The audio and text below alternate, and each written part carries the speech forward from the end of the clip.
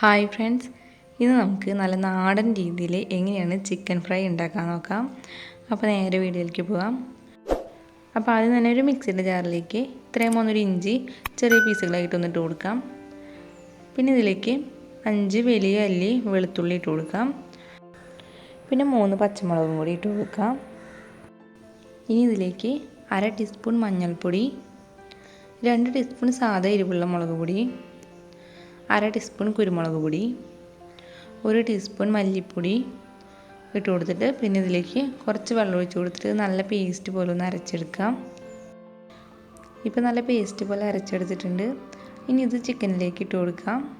ഞാനിവിടെ 1/2 കിലോ ചിക്കനാണ് എടുത്തേക്കുന്നത്. ഇനി ഇതിലേക്ക് ആവശ്യത്തിന് ഉപ്പും പകുതി ചെറുനാരങ്ങയുടെ നീരും കൂടി ഒഴിച്ച് കൊടുക്കാം. അതിനുശേഷം നന്നായി ഒന്ന് മിക്സ് ചെയ്ത് കൊടുക്കാം. പിന്നെ ഇതിലേക്ക് കുറച്ച് കറിവേപ്പിലയും 1/2 ടീസ്പൂൺ ഗരം മസാല പൊടിയും കൂടി ഇട്ടിട്ട് ഒന്നും കൂടി നന്നായി ഒന്ന് മിക്സ് ചെയ്ത് കൊടുക്കാം. അതിനുശേഷം കുറഞ്ഞത് അരമണിക്കൂറെങ്കിലും ഇത് മാരിനേറ്റ് ചെയ്ത് വെക്കണം. ഈ ചിക്കനിൽ മസാല എല്ലാം നന്നായി പിടിക്കണം, എന്നാലാണ് ഈ ചിക്കൻ ഫ്രൈ ചെയ്യുമ്പോൾ നല്ല ടേസ്റ്റ് ഉണ്ടാവുള്ളൂ. അപ്പോൾ ഞാനിവിടെ ഈ ചിക്കനിൽ മസാല എല്ലാം പരട്ടിയിട്ട് ഒരു 3 മണിക്കൂർ ഫ്രിഡ്ജിൽ വെക്കുകയാണ്. അപ്പോഴേക്കും ചിക്കനിൽ നന്നായി മസാല പിടിക്കും. അതിനുശേഷം ഒരു അരമണിക്കൂർ ചിക്കൻ പുറത്തെടുത്തേക്കും. എന്നിട്ട് തണുപ്പെല്ലാം മാറിയതിന് ശേഷം ഞാനിത് ഫ്രൈ ചെയ്യുന്നത്. ഞാനിവിടെ ഒരു പാനിൽ കുറച്ച് വെളിച്ചെണ്ണ ഒഴിച്ചിട്ടുണ്ട്. അപ്പോൾ വെളിച്ചെണ്ണയിൽ ചിക്കൻ ഫ്രൈ ചെയ്യുമ്പോൾ നല്ലൊരു മണവും നല്ല ടേസ്റ്റുമാണ് ഉണ്ടാവുക. അപ്പോൾ വെളിച്ചെണ്ണ നന്നായി ചൂടാവുമ്പോൾ നമുക്കിതിലേക്ക് ചിക്കൻ ഇട്ട് കൊടുക്കാം. ഇത് നമ്മൾ ചിക്കൻ വെളിച്ചെണ്ണയിൽ ഇട്ടപ്പോൾ തന്നെ ഇത് തിരിച്ചു മറിച്ചിടാൻ നിൽക്കരുത്.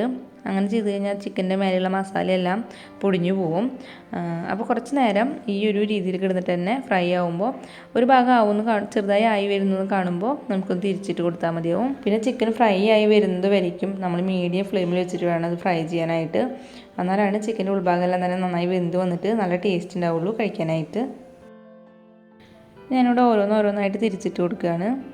അപ്പോൾ ചില ഭാഗങ്ങളൊക്കെ ഫ്രൈ ആവാതിരിക്കുന്നുണ്ട്. അപ്പോൾ അതൊക്കെ നമ്മളൊന്ന് തിരിച്ചിട്ട് കൊടുത്തിട്ട് ഒന്ന് ഫ്രൈ ആക്കി എടുക്കുക. ഇപ്പോൾ ഇവിടെ ചില പീസ് ചിക്കനൊക്കെ ഫ്രൈ ആയി വന്നിട്ടുണ്ട്.